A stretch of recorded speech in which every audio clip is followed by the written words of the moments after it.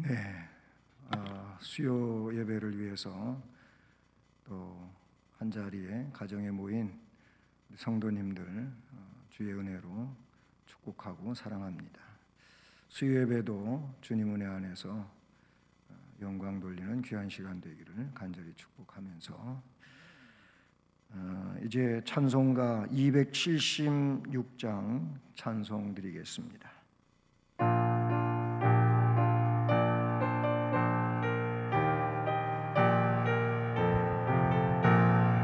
아버지여 이제 이를 용납하여 주시고 예수님의 이름으로 구원하여 주소서.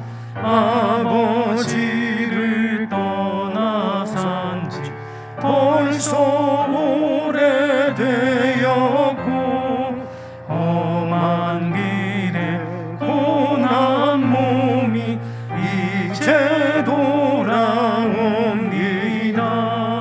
전에 하던 못된 일을 애통하게 여기고 겸손하게 엎드려서 용서하신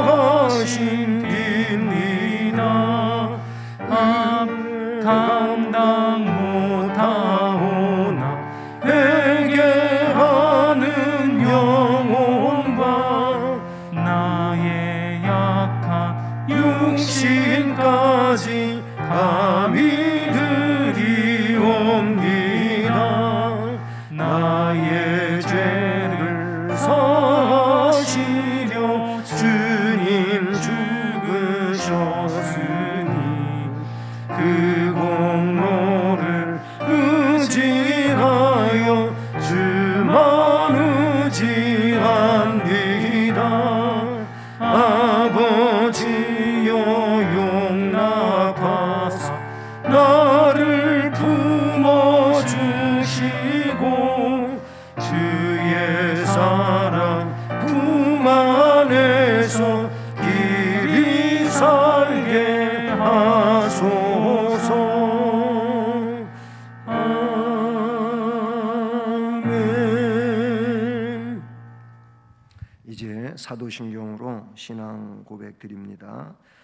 전능하사 천지를 만드신 하나님 아버지를 내가 믿사오며 그 외아들 우리 주 예수 그리스도를 믿사오니 이는 성령으로 잉태하사 동정녀 마리아에게 나시고 본디오 빌라도에게 고난을 받으사 십자가에 못 박혀 죽으시고 장사한 지 사흘 만에 죽은 자 가운데서 다시 살아나시며 하늘에 오르사 전능하신 하나님 우편에 앉아 계시다가 저리로서 산자와 죽은 자를 심판하러 오시리라.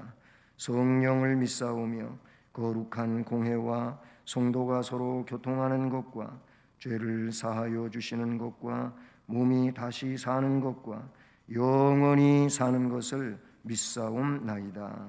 아멘. 사랑의 하나님 아버지 감사드립니다. 수요 예배로 사랑하는 성도들이 가정에서 모이게 하시고 하나님 앞에 영광을 돌리게 하시오니 감사드립니다.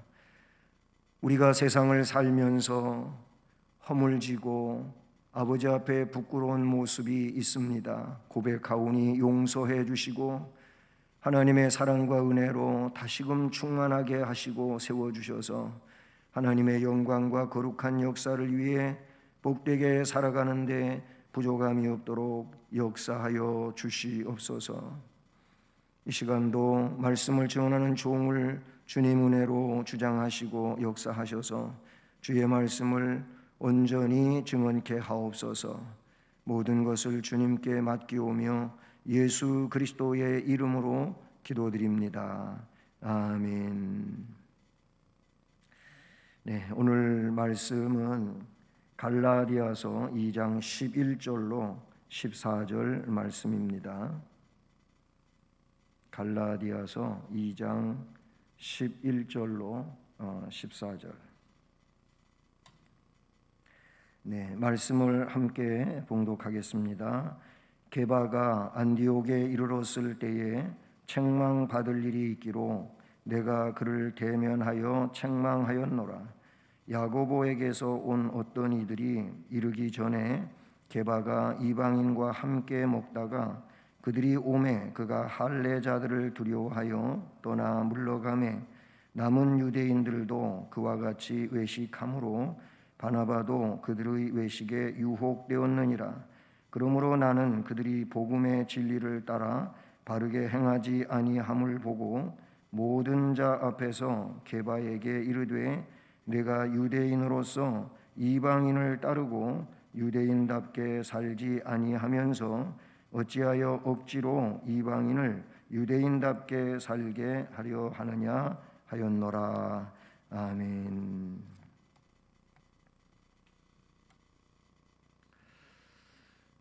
할렐루야. 사랑하는 성도 여러분, 성도님 심령과 가정과 또 삶과 일터에 주님의 은혜가 언제나 함께하기를 주님의 이름으로 축복합니다. 우리가 참 인간으로서 삶을 살아가는데 참 정직하다고 하는 것은 매우 중요하지요. 근데 사람들이 정직하지 못할 때가 삶의 내용들 가운데 누구를 지적하기에 앞서 자신이 자신을 생각할 때 너나 할 것 없이 좀 부끄러움이 있지요. 그걸 다 드러내놓고 이야기할 수는 없지만 그 정직하지 못했던 거, 부정직했던 거, 그건 누구에게나 있죠. 그러나 그 모든 것을 우리는 하나님 앞에는 숨길 수가 없지요. 오늘 말씀에 보면은 그 수제자 또 사도적 측면에서 보면은 대사도 베드로도 사람들에게 그렇게 좀 안 좋은 소리 듣는 일이 될까봐 외식했던 일이 있었다는 겁니다. 좀 그 외식이라고 하는 것이 다른 말로 말하면은 이중구조의 삶이죠. 그런 내용이 본문에 나타나고 있습니다. 그 내용을 보면 이 베드로가 안디옥 교회, 여기 안디옥 교회는 수리아 안디옥이죠. 이제 이 수리아 안디옥 교회에서 그 교회 성도들과 이제 식사를 할 때였습니다. 그런데 그때 바울과 바나바가 형제들과 수고하는 베드로를 격려하기 위해 안디옥 교회를 방문하게 됩니다. 바울이 몇 명의 사람들하고 그렇게 안디옥 교회를 방문하는 이 내용은 사도행전 15장 30절로 40절에 나오고 있는 그 사도행전은 이제 신약의 역사서신이잖아요. 거기에 나타나고 있어요. 근데 이 본문의 그 베드로의 위선적인 행동, 근데 사실 그 성령 받았고 또 충만하게 역사하고 있는 이 베드로, 좀 오늘 말씀에서는 이상한 모습이에요. 또 변명할 여지가 없는 내용이기도 하지요. 더구나 이 수리아 안디옥은 그리스도교의 제2의 중심지잖아요. 예루살렘 교회 다음에 그 다음에 이제 수리아 안디옥. 이 수리아 안디옥이라고, 안디옥이 그냥 두 군데가 있어서 그래요. 이 수리아 쪽에 안디옥이 있고 지금의 그 터키 지방에 거기에 가면 비시디아 안디옥이 있어요. 그래서 비시디아 안디옥이냐 수리아 안디옥이냐 이렇게 앞에 그 지명을 붙여서 또 안디옥이라고 표기하는데, 이 수리아 안디옥 교회는 제2의 교회, 예루살렘 교회 다음의 교회로 볼 수가 있는데, 그러니 그런 중심지로서 이곳에서 발생했던 사건은 그 여파가 매우 광범위하다고 볼 수가 있어요. 그리고 이방인들에게는 매우 큰 상처가 될 수 있는 일이에요. 그 베드로의 유대인들을 피하여서 이렇게 외식을 한 그 일 말입니다. 오늘은 그 점을 살펴보려고 하는 겁니다. 먼저 말씀드리려고 하는 것은 우리가 바울이 베드로를 외식하는 걸 책망을 했다. 바울 사도가 베드로를 비판하려고 하는 것보다 정말 하나님 앞에 바르지 못한 것에 대하여 그거를 지적하고 올바로 세워가고자 하는 그런 측면에서 우리가 이 말씀을 봐야 되지요. 잘못하고 있는 사람 그냥 막 비판하자고 하는 그런 내용이 아니라는 사실입니다. 그래서 첫째로 말씀에 나타나고 있는 베드로의 이중적 행동, 이중적, 그걸 외식이라고 할 수가 있지요. 베드로 사도는 이 안디옥 교회에서 이방인 신자들과 식사 모임을 가졌어요.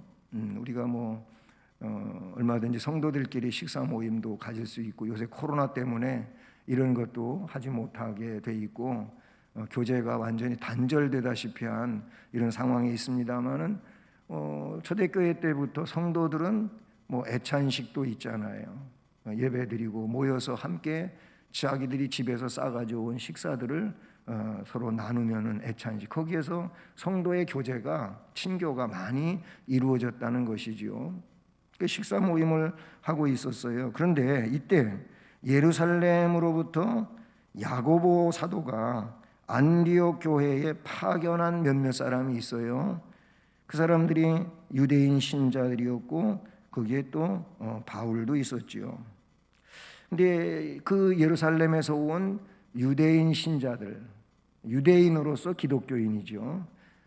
그냥 유대인이 아니고 유대인이었지만 예수에게 이렇게 이제 연결된 복음의 사람들, 유대인 신자입니다. 이들이 왔어요. 그래서 베드로는 이방인 신자들과의 교제를 그만두게 되고 그 자리를 피합니다. 본문의 내용이 그런 내용이죠.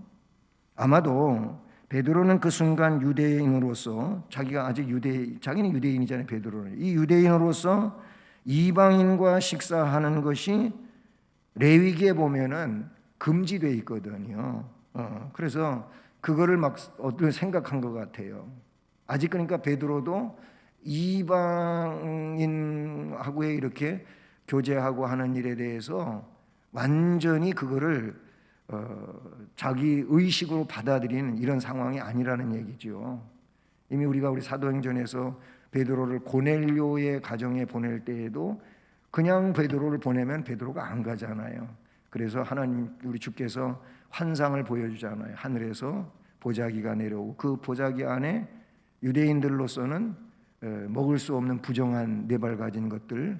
그런데 이건 난 먹어본 적이 없고 왜 내가 이런 걸 먹어서 나를 지저분하게 만들겠습니까? 안 먹습니다. 그랬더니 내가 깨끗하게 한 것을 내가 그렇게 속되다고 하느냐 하고 보자기에 올라갔다 다시 내려오고 하는 이런 내용이 나요. 그게 결국은 고넬료의 집에서 보낸 그 신하와 종들, 이들을 따라서 가라고 하는 사인이었잖아요. 그렇죠?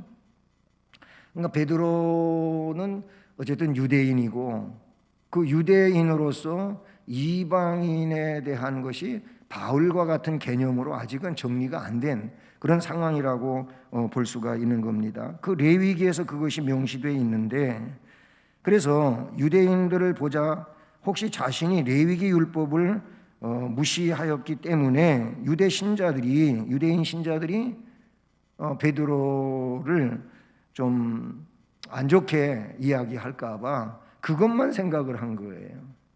지금 함께 자리에 모여서 식사하던 그 이방인 기독교 신자들은 생각을 안 한 거예요.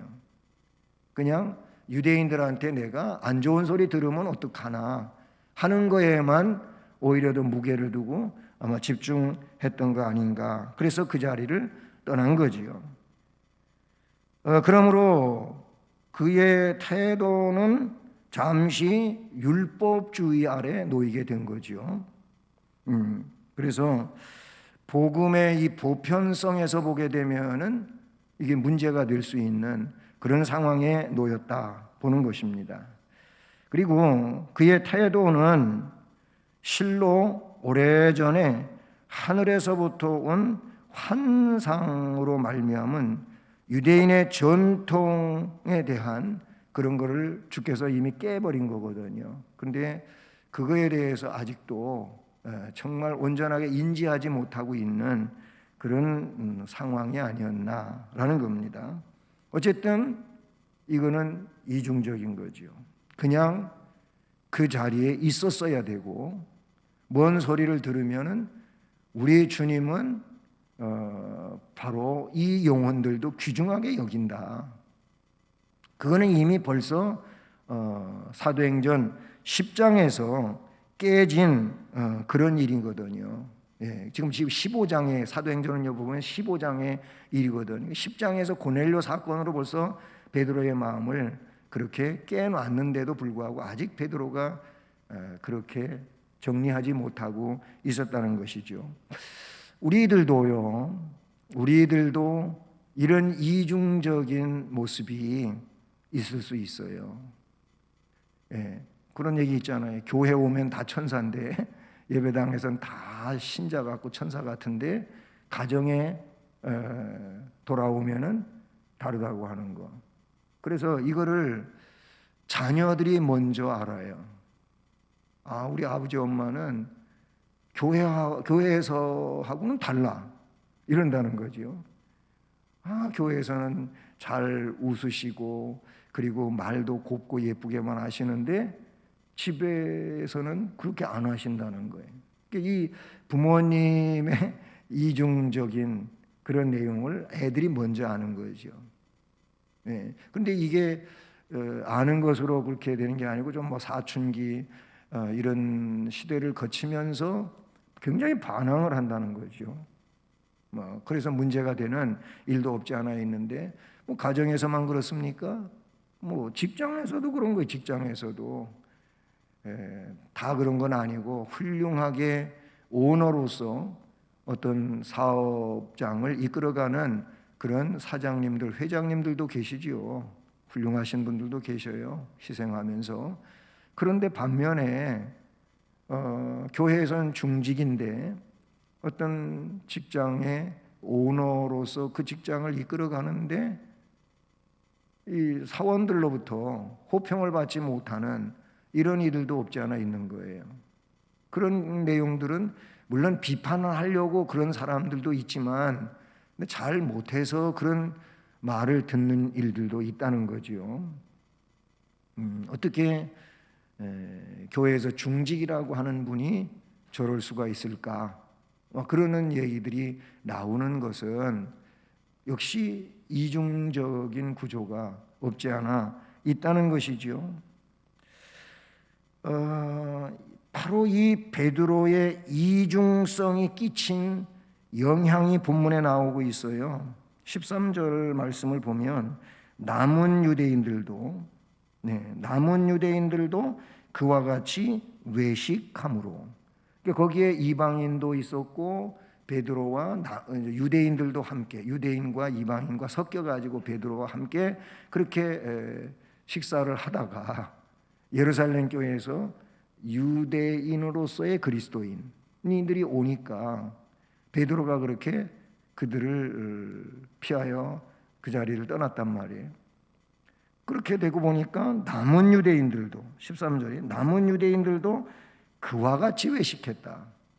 그러니까 그 영향이 미친 거. 저 사도 베드로도 저러는데 뭐 우리쯤이야. 뭐 이런 식으로 그 자리를 떠났다는 것이죠.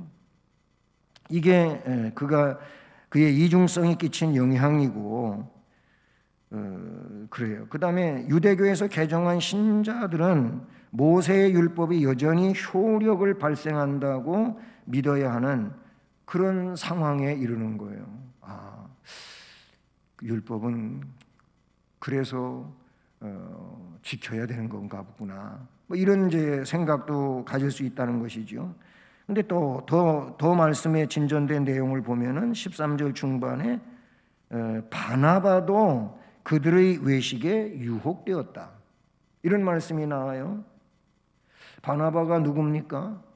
사도행전에 보면 그 아나니아와 삽비라 사건 직전, 그러니까 4장 마지막 부분이죠. 바나바는 권위자라 그랬어요. 그는 참 훌륭한 분이라 그런 얘기죠. 그런 바나바도 영향을 받았어요. 그 외식에 유혹이 되었다라는 겁니다. 이걸 보면 베드로가 가지고 있는 이중성에 의하여 유대인 그리스도인 말입니다. 그 자리에 있었던 이들도, 그리고 그런 훌륭한 바나바도 그 외식에 영향을 받는 이런 일이 되죠. 만약에 베드로가 그 자리에 떡 버티고 있었다면, 그리고 다른 유대인들이 이거 이 자리에 있으면 안 되는 거 아니야? 이렇게 베드로에게 질문했다면 괜찮아. 우리는 다 주님의 백성들이고 복음 안에서 하나야. 이렇게 딱 부러지게 했다면 그들은 문제가 없겠죠. 사도 베드로 저분의 저런 철학이 있고 저런 중심이 있는데 문제 없어. 이렇게 됐겠죠. 또 동역자였던 바나바도 역시 그렇게 흔들리지 않았을 것이다. 한 사람의 외식적 영향이 많은 이들에게 이렇게 영향을 끼치고 있다는 것을 이 말씀은 우리에게 나타내 주고 있는 것이죠. 바울과 더불어 베드로를 찾았던 바나바도 그들의 외식에 유혹이 됐다. 바나바 착한 사람, 성령과 믿음이 충만한 자, 그런데 바나바도 그렇게 흔들리고 말았다는 겁니다. 여러분, 이게 참 문제인 것 같아요. 그래서 교회의 대표자인 담임 목사라든지 교육자들은 더 그 삶이 중요하지 않겠습니까? 교육자만 그렇습니까?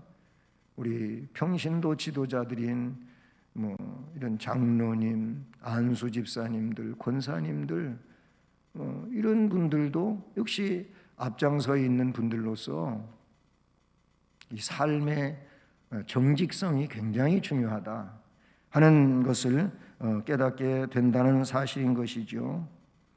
이 베드로뿐만이 아니고 오늘도 마찬가지. 오늘날도 어느 누구든 이렇게 이중구조, 여기서 하는 것과 저기서 하는 것이 다르다고 할 때, 이 하나님 앞에 물론 근본적으로 문제지만 사람을 너무 의식하다가 보니까 그런 일이 생기지 않는 말이에요.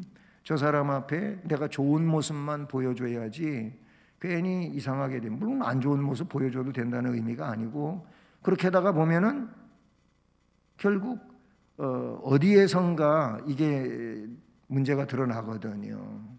여기서만 좋게 보여지고 전 다른 데서 그렇게 안 하면은 이게 결국은 사람들에게 들통이 날 수밖에 없고 결국 그것이 문제가 되는 내용이 된다는 사실이지요. 자, 이 점에 있어서 이제 14절에 바울 사도의 강직성이 나오죠. 바울은 그렇다고 해서 완벽하냐? 바울도 완벽할 수가 없죠. 바울도 역시 부족한 인간이고 또 그 나름대로의 실수가 있고, 그리고 사람들에게 말거리가 될 수 있는 일이 없지 않아 있을 수 있는 인간이라 그런 얘기죠. 그럼에도 불구하고 그 바울은 그 상황에 대하여 그냥 방치하거나 그러지 않았다는 내용을, 저는 그거를 바울의 강직성이라고 그렇게 표현을 하게 되는데요. 그 바울의 강직성으로 베드로를 공개적으로 책망합니다.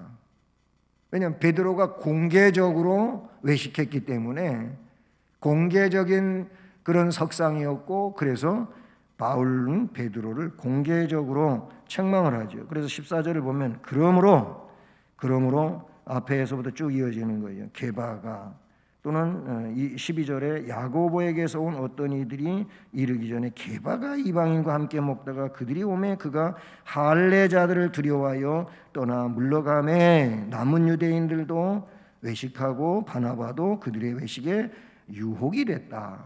그래서 그러므로 나는 그들이 복음의 진리를 따라 바르게 행하지 아니함을 보고 모든 자 앞에서 공개적으로, 즉 모든 자는 공개성을 가지고 있잖아요.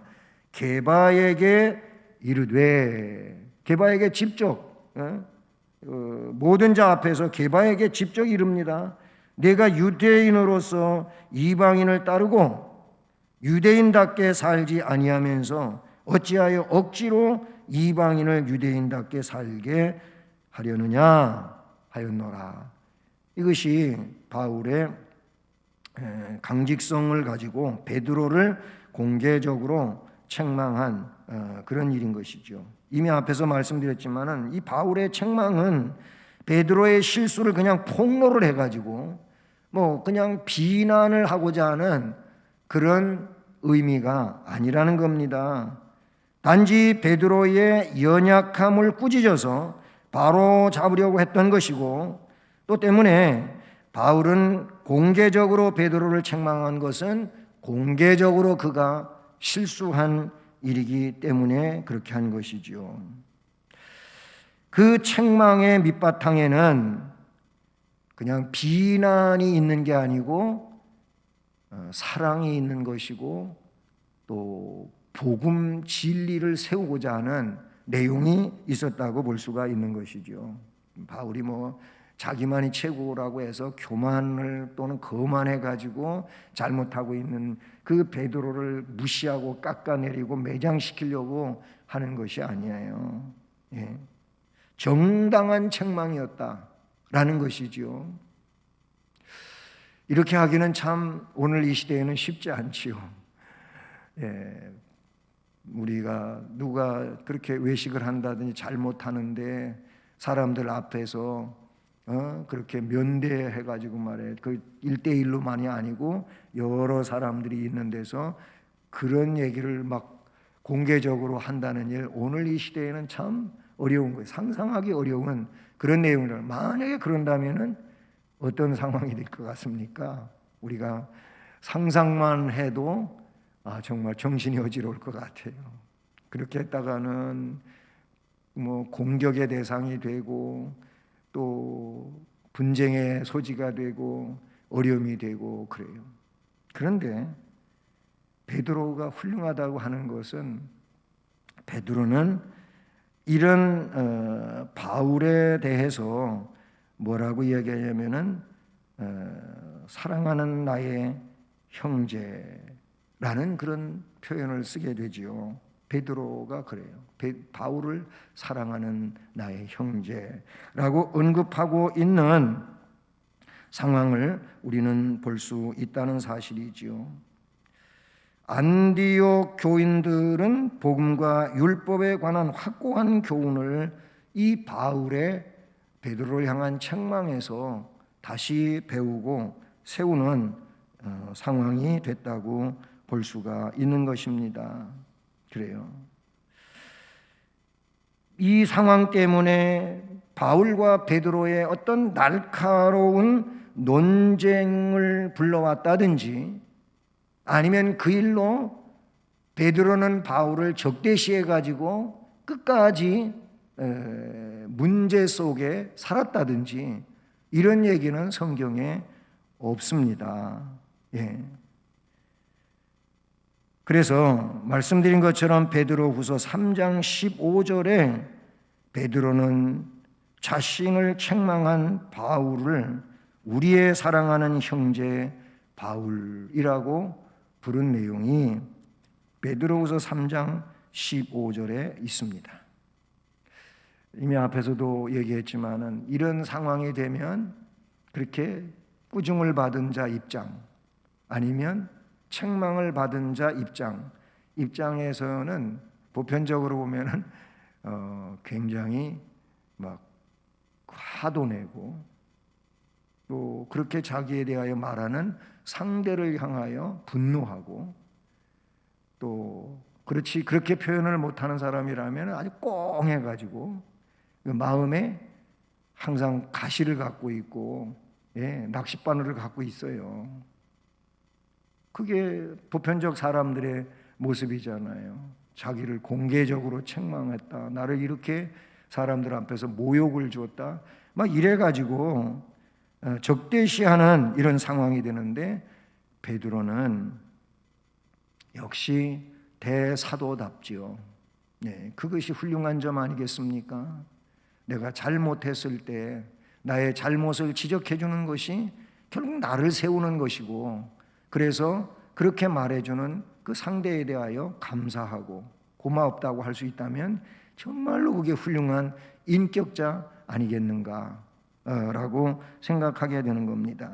사랑하는 성도 여러분, 복음은 우리 기독교 신자들로 하여금 생각도 바르게 하라고, 언행도 바르게 하고 행동도 바르게 하도록 교훈하고 가르쳐 주는 것이 복음의 내용 아니겠습니까? 우리를 구원하시는 복음이지만 그 복음적 삶의 내용은 결국 하늘 시민으로서 이 땅에서 하나님 앞에 정직하고 바르게 살아야 될 것에 대하여 가르쳐 주시는 줄로 믿습니다. 그래서 우리가 잘 알고 있는 디모데후서 3장 16절에 거기 모든 성경은 모든 성경, 이 성경을 우리는 복음이라고도 말할 수가 있는데, 이 성경은 하나님의 감동으로 된 것으로 교훈과 책망과 바르게 함과 의로 교육하기에 유익하니라, 이렇게 했어요. 성경이 그런 것이라는 것이죠. 그러니까 결국 성경을, 즉 말씀을 통하여 우리에게 교훈을 주어 책망도 하고 바르게도 하고 또 의로 세워가는데 유익한 것이 성경이다라고 말씀한 겁니다. 그래서 복음은 바르지 못한 사람을 책망하지요. 예? 안면을 두려워하는 그런 정도가 아니에요. 사람을 대하는 게 두려운 것이 아니고, 살아계셔 역사하시고 영혼을 불에 던지시는 하나님이 두려운 거잖아요. 그건 뭐 마태복음에서도 주님이 직접 말씀하신 내용인데, 그러니까 그 앞에 있는 사람을 두려워하지 말고 하나님을 두려워하는 자로 살아라라고 하셨습니다. 그러므로 책망의 올바른 목적은 복음 진리를 따라서 바르게 행하게 하기 위한 것이고, 잘못된 유전을 폐지하기 위함이 복음의 내용 아니겠습니까? 우리 모두 외식적인 이중적 삶을 모두 버리고 진실하게 주를 섬기는 복된 성도가 되기를 주님의 이름으로 축복합니다. 이 시간 우리 기도하는 시간을 갖도록 하겠습니다.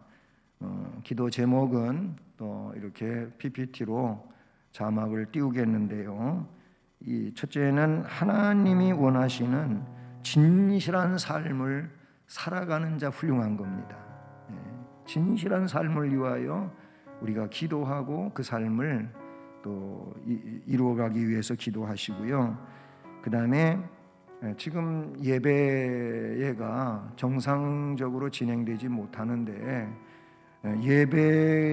정상적인 예배의 회복을 위해서 우리 함께 기도하기를 바라고요.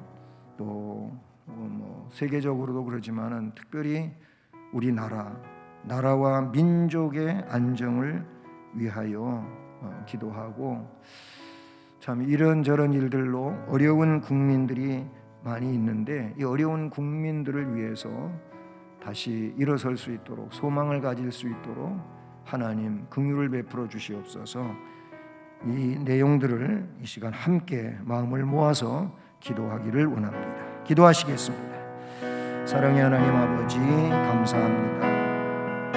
수요 예배로 이렇게 모이게 하시고 하나님 앞에 영광을 돌리게 하시옵는데, 우리 주신 말씀과 같이 외식은 책망받는 일입니다. 이중 구조의 삶, 겉과 속이 다른 삶, 이것은 하나님 앞에 마땅치 않은 삶인 것입니다. 그런데 우리는 여러 가지 연약함에 의하여 미혹받아서 또는 사탄의 역사에 의하여 사람을 두려워하다가 나도 모르게 이중 구조에 빠지는 이런 어리석은 일을 범하기도 합니다. 오늘 말씀처럼 이런 것들은 성경을 통하여, 말씀을 통하여 지적받으며 또 교훈받으며, 그래서 지적받고 책망받는 일들을 말씀 앞에 바르게 세우는 우리가 진실한 삶을 살아가는 하나님의 자녀가 되는 데 부족함이 없도록 역사하시고, 그리고 코로나19로 인하여 2.5단계의 상황 속에서 교회가 비대면 예배로 벌써 4주를 지나고 있습니다. 아버지 하나님, 하나님 앞에 예배드리는 이 예배가 교회에서 또 함께 예배드리는 이런 정상적인 예배의 회복을 위하여 기도합니다. 하나님 도와주시고 은혜로 함께 해주시고 온 성도들에게 복을 더하시고, 우리 교회에 코로나19 바이러스에 감염되는 성도 한 사람도 있지 아니하도록 생활 속에서 지켜주시고 스스로 조심할 수 있도록 인도해 주시며, 그리고 이 나라와 이 민족 코로나19뿐만이 아니고 태풍, 폭우 등으로 인하여 많은 어려움을 겪고 있사온데 나라와 민족의 안정이 속히 이루어지기를 간절히 원하오니 우리 하나님 도와주시옵소서. 은혜와 능력으로 역사하여 주옵소서. 주의 은혜와 복이 이루어지게 하여 주옵소서. 어려운 국민들 한 사람 한 사람 저들 속에 소망을 주시고 담대함을 주시고 다시 일어설 수 있도록 은혜를 베풀어 주시옵기를 간절히 빌고 원합니다. 모쪼록 온 성도들이 힘차게 믿음으로 살며 하나님 앞에 영광을 돌리게 하옵시고, 신앙의 길에서 더 전진되어가는 은혜의 모습들이 있도록 같이 해주시고 인간 중심에서 빠져 살지 아니하게 하옵소서. 아멘. 사랑의 하나님 아버지, 감사를 드립니다. 예배로 모이게 하시고 말씀을 듣게 하시고 말씀의 삶을 결단하는 기도를 드릴 수 있게 하시고 우리 하나님께 영광을 돌리는 귀한 삶으로 나아가게 하심을 감사드립니다. 온 성도들 심령과 가정과 일터와 앞날을 주의 은혜로 복되게 하여 주시고, 악한 사탄의 역사가 성도들 심령이나 삶의 내용에 틈타지 못하게 해 주시고, 오직 성령 안에서 말씀으로 승리하는 복된 심령들 되게 하여 주시옵소서. 예수 그리스도의 이름으로 기도드립니다. 아멘. 찬송 280장 찬송입니다.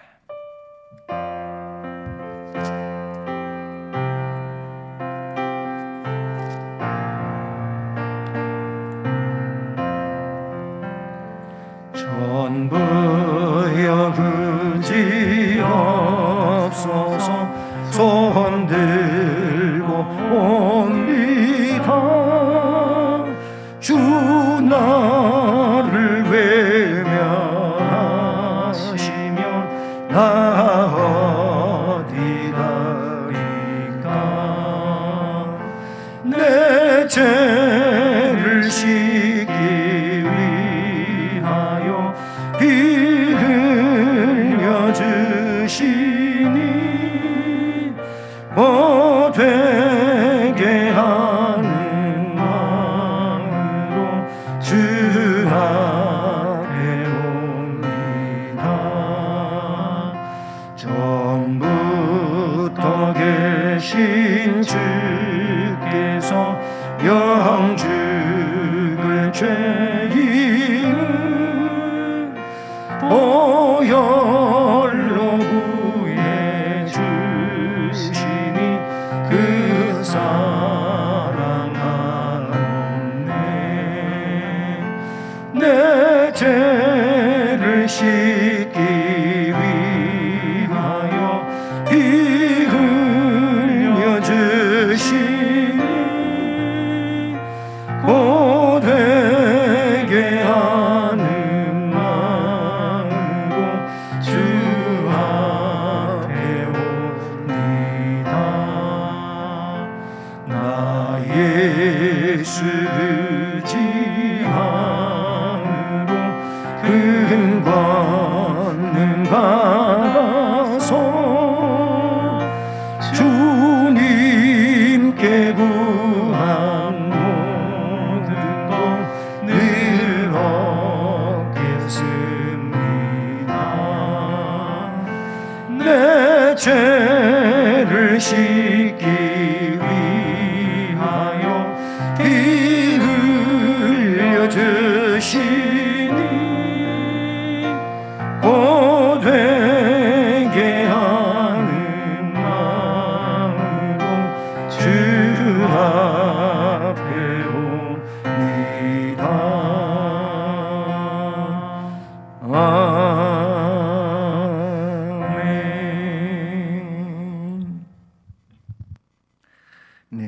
소식은 이제 이게 수요 예배는 여러분이 좀 아실 것은 이게 녹화가 주일 오후 11시에 이렇게 된 것이거든요. 그래서 뭐 주일 오전 광고나 별다르지 않는데요. 여러분은 이제 예배를 드리는 건 수요일이잖아요. 그래서 조금 시차가 있게 되는데요. 돌아오는 주일이 20일 주일입니다. 근데 20일 주일날 1부 9시 예배, 2부 11시 예배, 교회에서 오프라인으로 예배를 드릴지 아니면 한 주 20일도 그냥 온라인으로 드려야 할지에 대한 것은 이제 좀 더 추이를 지켜보고 그 내용이 수요일을 지나서 아마 목요일이나 금요일쯤 문자로 여러분에게 이렇게 알려지게 됩니다.